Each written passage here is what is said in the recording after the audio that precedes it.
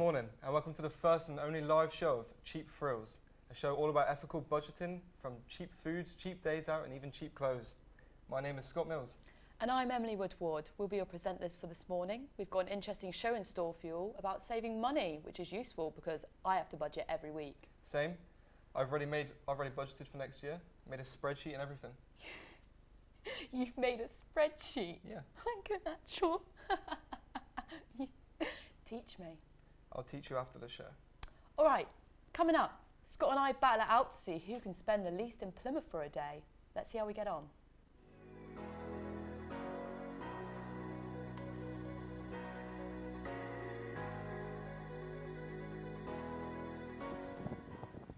You alright, Emily?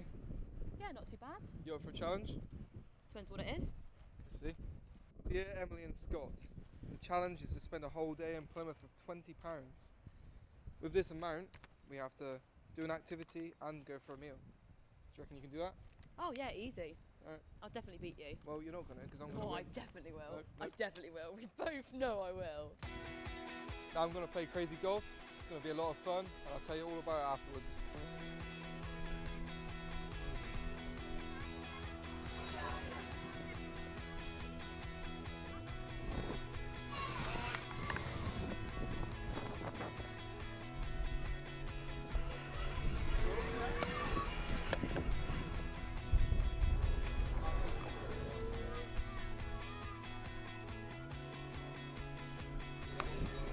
Just finished the 18 holes, had a lot of fun for £4, but I'm now starving, so I'm going to go grab a bite. See you in a bit.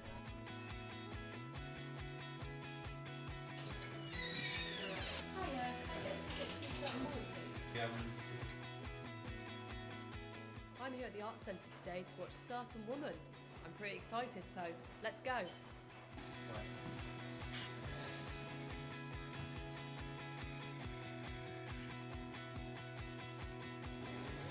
And today we were wondering if you did anything other than films here at the Arts Centre. Absolutely, we do exhibitions, as you can see here, Mike Perry, and we support artists as well.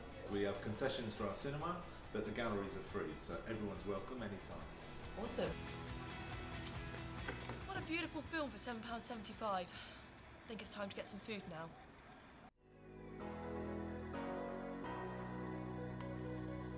We'll be catching up with Darius in Plymouth later on, but let's be honest, Emily. My day so far has been a lot more entertaining than yours. Got to play crazy golf for £4 and do 18 holes. Well, I thoroughly enjoyed the cinema. Certain Woman is a beautiful film and the Arts Centre is a really interesting place. Still, mine was better. Anyway, up next we're going to be looking at Luke Smith. He's going to be making a chair out of pallets. Let's see how it goes.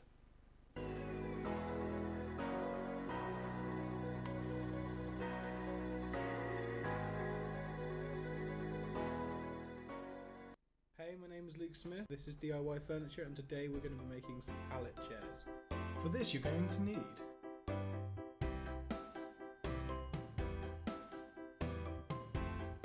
first step, sand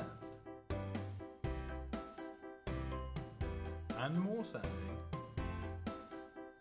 Step 2, cut the pallets at 500mm or 50 centimeters. Keep these pieces aside as they'll be used later. Mark the base pallet at 500mm and remove any other slats that are in the way. Add a nail to each corner to secure the bottom pallets together. Place the back piece into the previously used slats.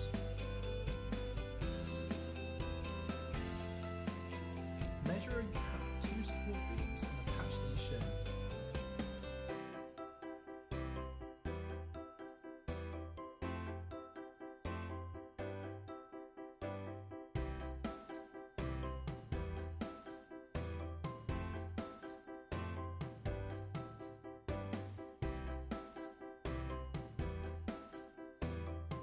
And there you have it, a finished pallet chair. Paint and decorate however you please.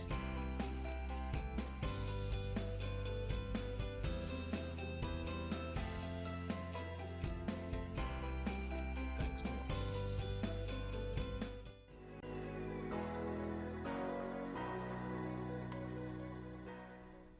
I'm hoping to keep that chair. It's going to be my throne Why would you need a phone?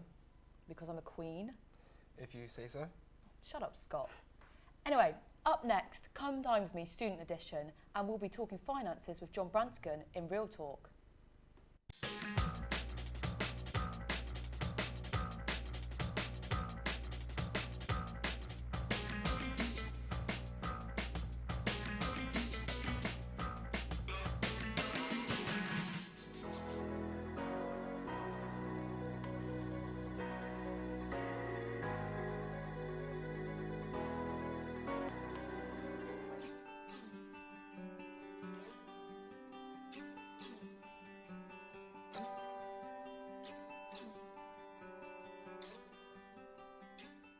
My name's Luke Bruton, I'm 19 and I'm studying chemistry. I'm Grace Jeline Burmas and I'm studying Business and Tourism Level 2. My name is Jake Giddy, I'm 22 years old and I'm studying Media Arts at Plymouth University. In my spare time, apart from studying, I mainly just play games on my computer, quite an avid PC gamer. I also play D&D with some of my friends on the weekends. I like going on adventures. I like going out. I like going to the beach. We don't really have a beach here in Plymouth, but the Hull would be okay. As an artist, I like to be creative where possible. I also enjoy socialising with friends, spending time with my family, the occasional gaming sessions and D&D, little geeky side of me, and singing as well. It's quite nice.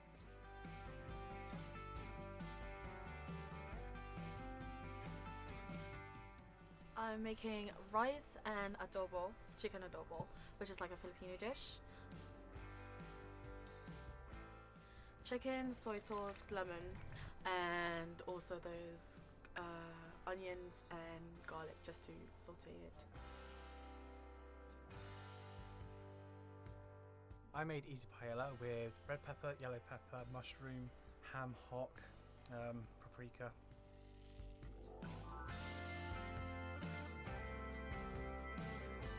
The dish I prepared today was a teriyaki beef with chiffonaded lettuce, julienne cucumber and carrot, and couscous.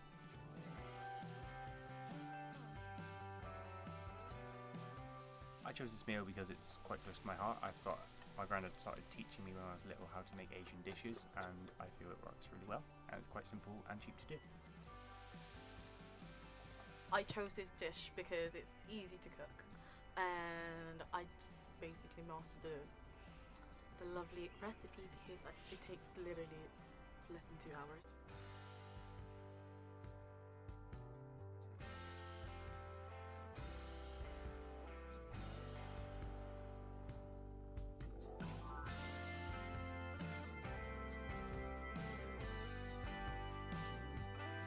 The meal went pretty well. It was a bit touch and go for a while because I thought I ran out of stock, but otherwise I think it turned out great. I think it turned out okay. If I was going to do anything different, I'd reduce the salt a bit less because it's quite overpowering, but as a whole, the dish worked well. Right, I think it really went well, and the meat cooked well, and also rice was cooked very well. Yeah, I measured it right.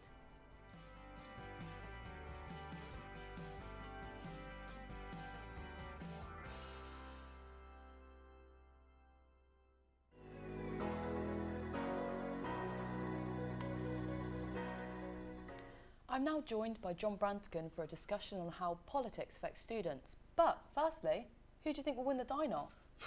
I'm not sure, you know. I think it's really hard to call, and I think all of them have done better than what I do anyway. I mean, I usually have a chicken nugget wrap for dinner, which I would definitely recommend, by the way. But let's get into some real talk. Yeah, let's get into it. So, lots of young people, when they're deciding about whether to go to university or not, don't want to go because of the amounts of debts that they pick up, which for the average student will amount to 50 grand. But most students never even end up paying this back.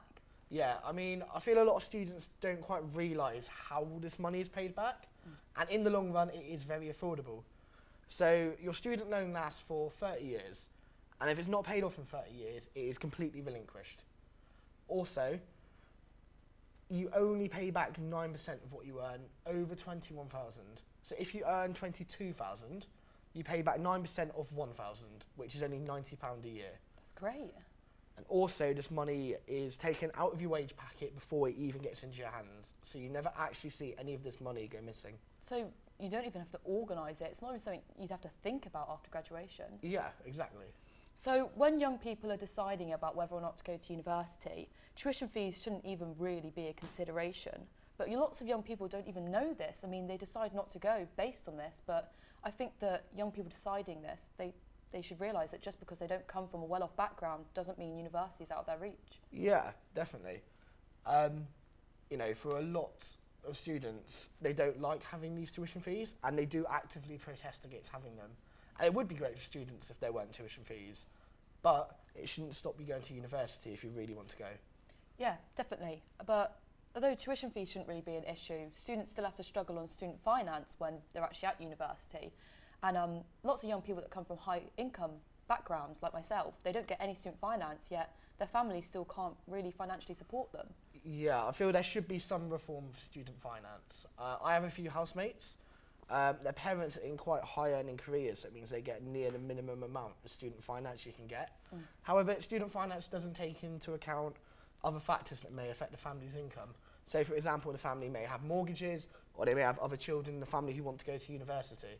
And if they have to pay out for these things as well, it's going to be a lot harder for them to actually support their children. Yeah, definitely. Like, some students struggle to even pay for food, and it gets to a point where you either have to get a job and be even more stressed than you are, or just survive on the bare minimum. Yeah, and it's not ideal for a lot of students to be getting jobs. Quite often they're hard to find in cities. There's a lot of people who live here who aren't students, and their hours are a lot more flexible. And also it takes away a lot of your revision and a lot of your study time. Yeah, definitely. I knew a girl once who she came from a high income family, but she didn't get any support from her family with money. So she ended up having to get 2 jobs and just working like crazy. And obviously most students can't even do that because of time constraints. And it gets to a point where, you know, They've just got to drop out. yeah, exactly. It is such a shame to hear about, but it has happened to some of my friends as well. Some of my friends, what they did, they took a year out before coming to uni to work a job, and they saved up some money before they came to uni. Yeah, and obviously some parents save for their children. Yeah. Also, it's worth looking into whether you can get a grant or a bursary. Often courses will offer you extra cash, or they may give you a laptop or software so you can do your course. And obviously we can all make a difference by voting on the election on the 8th of June. Yeah, once you're 18, you can cast your vote in a general election. And it's very important that you look at what each party has to offer you as a student. Yeah, and obviously students have this stigma for not voting, but I think it's very important that we grab hold of our right to vote and use our voices, because with this election between Theresa May and Jeremy Corbyn, we get to decide who represents our country. Yeah, and there's all the manifestos are dropping this week. Issues to do with education, such as tuition fees, cuts to funding will all be in there. It's definitely worth having a look at those and all the other policies of the party and seeing which one really represents you the best. Definitely. Well, that's all we've got time for Real Talk. Next we'll be catching up with me and Scott on our day out.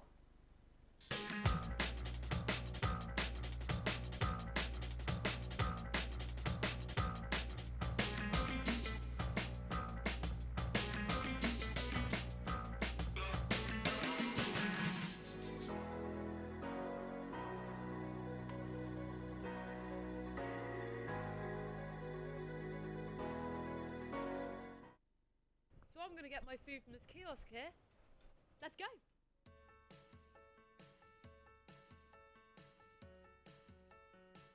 Hiya, can I get a hot dog and a can of Coke, please? Thank you.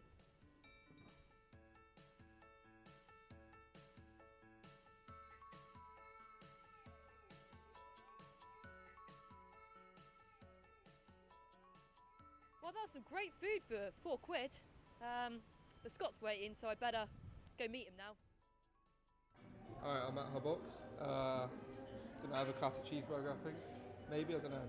Seems good. Might have a try.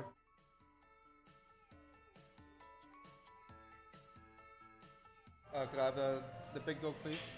And could I have it without French mustard and onions, please?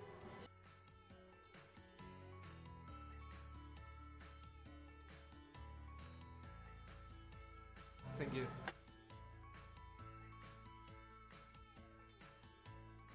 So I nearly finished my hot dog.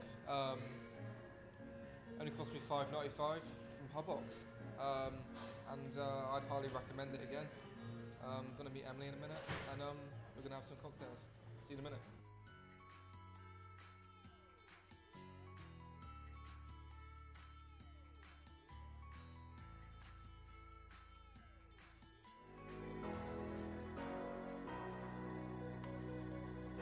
So I couldn't believe how good the food and drinks were. The food was delicious, and I totally recommend Hubbox to people in the future. Well, we got the exact same food and mine was way cheaper, so... Next we have some travel vlogs showing off some cheap street food in various countries. Let's have a look.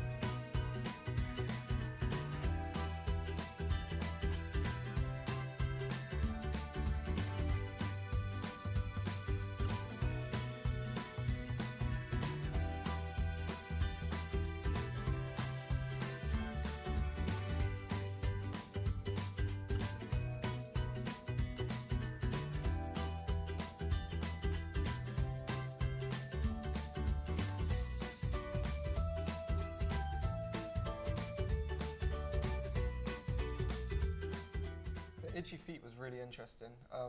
I'd love to go to Amsterdam in the future. It's a place I've always wanted to go to. Yeah, definitely. I've always wanted to travel. It's always been one of my passions, and I'm actually planning on going to Amsterdam this summer. Oh, really? Yeah, definitely.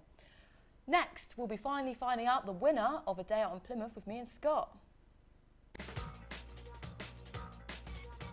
the rest of this side, I'd like to show you how you can take your case and put together the stories.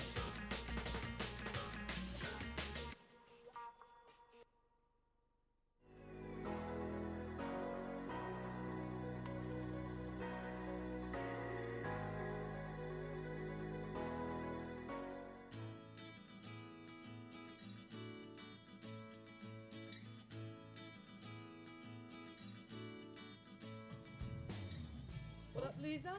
You alright? How's your day been? Oh, well, you know, saw a film, had a hot dog from a van. Oh, It's a pretty good day. What about you? it's pretty good. I went and played golf. I also had a hot dog as well from Hubbox. Nice. That was nice. I think it's time to find out who won. Oh, you're definitely lost. Yeah, but whoever loses has to buy the other person a cocktail. All right, I'm down for that. Alright, I yeah, know. let's have a look then. I know I won. You nervous? Nope. Should be. No, I'm not nervous. And the winner is, who spent £11.75, Emily! Me! You're a loser. Now you gotta go buy me a That's it, cocktail. thank you. So You figured out what drink you want yet? Yeah, I want the trippy hippie. Is that because you're a trippy hippie? Shut up.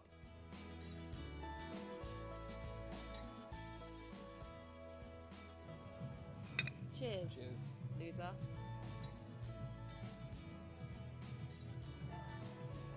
Alright, back to the studio.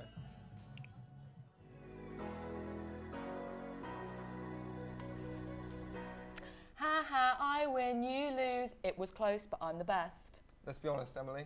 I will always be better than you. I don't think so. And do you know what's better than you? What? Those 2-for-1 cocktails we had at Beggar's Banquet. Absolute bargain. Anyway, we're going to find out the winner of Come Dine With Me. Oh, exciting stuff. Oh, can I get the envelope?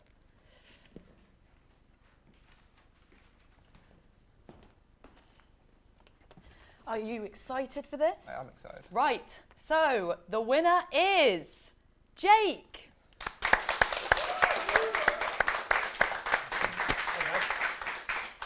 Congratulations, Jake. Your food looked amazing. You should definitely make it for me and Emily sometime. Yeah, I'll be up for cooking it after the show if you like. Awesome. Oh, that would be great. It looks so tasty. But how did you find it all cooking in one kitchen? Well, it was quite hot, especially with the cast and the crew there at the same time, but I think we managed to do it pretty well. Out of the 2 dishes, which was your favourite? That's difficult. I think Luke's would be a better option for students because it's more filling, but Grishelle's was just so tasty. And are you all still friends after this experience? Oh yeah, we're definitely still really close friends, and I knew them beforehand. But the real question is, guys, what do I win? You win bragging rights. Wait, is that it? Yeah. I thought it was a competition. Yeah, but we don't really have enough money to actually give you anything, so... I guess that's It's right. cheap thrills, Yeah. Jake. But also congratulations to the rest of the participants. Your food was incredible, but Jake's was the better one. What can I say? Thanks for coming on. Thank you. Don't tune out now because we have an exciting segment coming up about finding fashionable clothes in charity shops.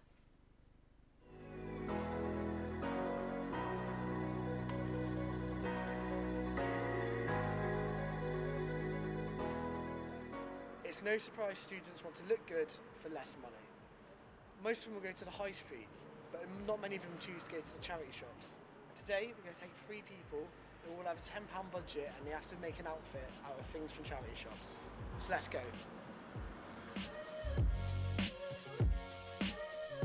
Hi, I'm John. I went to the charity shops looking for streetwear.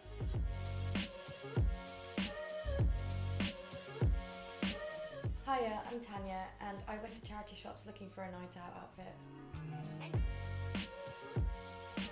Hi, I'm Tasha, and I was looking in charity shops for a summer casual day look.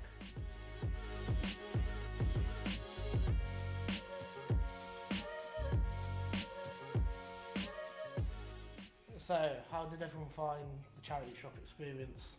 I really enjoyed it. Yeah, I found some really cool stuff that I didn't expect to find in charity shops necessarily. But Yeah, I always find the charity shops you find stuff that you wouldn't normally find on the high street. yeah, It kind of gives you a broader range of things you can buy, and you look at things that you wouldn't normally see. It helps you style yourself a bit better because of that. Yeah, definitely. yeah, and they're incredibly like cheap as well. So So if you're a affordable. student, it's so affordable to. I got a shirt for $1.99, like a proper, kind of like this, but a lot thicker. Yeah. I got a couple of dresses from like $1.99 to like $3.99, and they That's were like ridiculously cheap Yeah. for a dress, isn't it? yeah. I struggle with shoes. I struggle Yeah. a lot Yeah. with shoes. Like it's one thing being able to find a perfect pair of shoes in a charity shop, but then finding the size. Yeah, Yeah. I mean, I think I have that problem a lot because quite often, for guys, they don't often have trainers. It's mainly smart shoes or like shoes you see like elderly gentlemen wearing. But I would recommend just buying your shoes from a normal retailer. Yeah. And rely on the charity shop to supply that. Like I was trying to find some heels or like some nice going outy shoes, and I found loads at one of the charity shops that we went to, but I just could not find any of them my size. I thought what was quite good for charity shops is, as a bigger person, they do stock a lot of bigger sizes. Someone like me, I like to wear baggy clothes as well.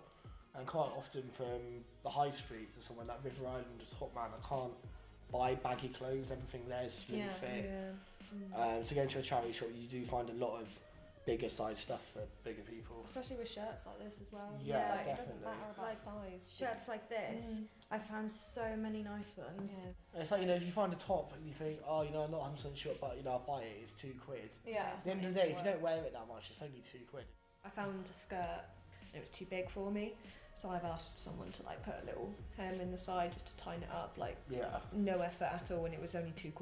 That's one big thing I look for in charity shops, is whether I can do anything to the item itself. You said you were going to put some bleach on your hoodie. Yeah, it's because bleach discolours whatever colour the fabric is, and quite often with black colours, bleach will discolour it and make it go quite orange. So I'm thinking of doing it just to the elasticated hems around the arms and along there, so it's just got a bit of like an orange outline. That'd be cool. That would be cool, So it's quite like subtle, and it's something that you wouldn't find on the high street. Yeah. And you can play around with these clothes because they are so cheap. You wouldn't want to play around with a £40 hoodie brand new from a shop. Yeah. But if you can get a hoodie for £3, Yeah, you might why as not well. have a bit of fun with it? Definitely. Yeah. I found these really nice boots the other day, and it's that brown one I got, the lace. Oh, they were beautiful. And they were just, I swear they weren't even like worn before. No, they looked like they could were have just bought them. brand new Yeah. from like New Look or something like that, and just £3, which was just so good. See, I wish I went around charity shops looking for boots, because as much as I love my Timberlands here, he set me about £170. Yeah. I'm sure if I looked around, I probably could have found a boots for even for £20. Yeah. It's a fraction of the price. Yeah, charity shops are like one of my favourite places to buy clothes, especially with like summer and stuff coming up. There's just so many great things. summer tops. Yeah, there's so much to choose from.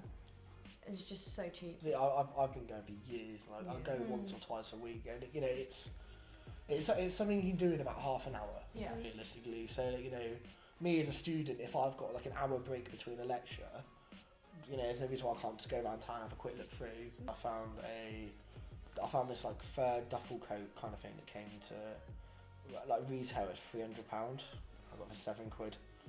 It's ridiculous. Nice. So it's worth looking. It's definitely worth it.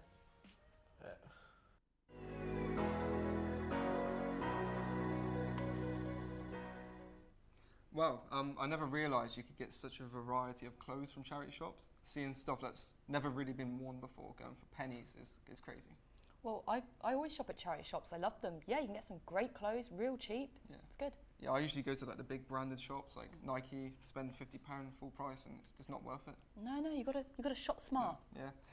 But now we're going to see the outfits from the charity section. First is John Brantigan with the streetwear. Yeah, so the first thing I found in the charity shop was this big baggy hoodie. Black is the colour of streetwear that is always timeless. It's never going to go out of fashion. So I picked it up because it was only £3. I then found these Reebok shorts. They were also £3 and they're also black, so they go together. It means I can wear any shoe and hat combination I wish. What made you choose that hat? The hat, it's quite nostalgic for me.